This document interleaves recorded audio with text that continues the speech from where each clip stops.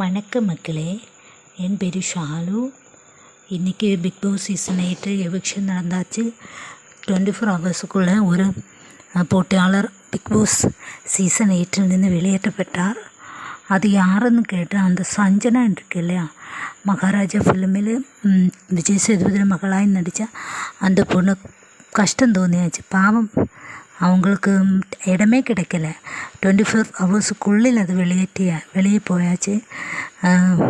அதுக்கு கஷ்டம் பாவம் தோணியாச்சு.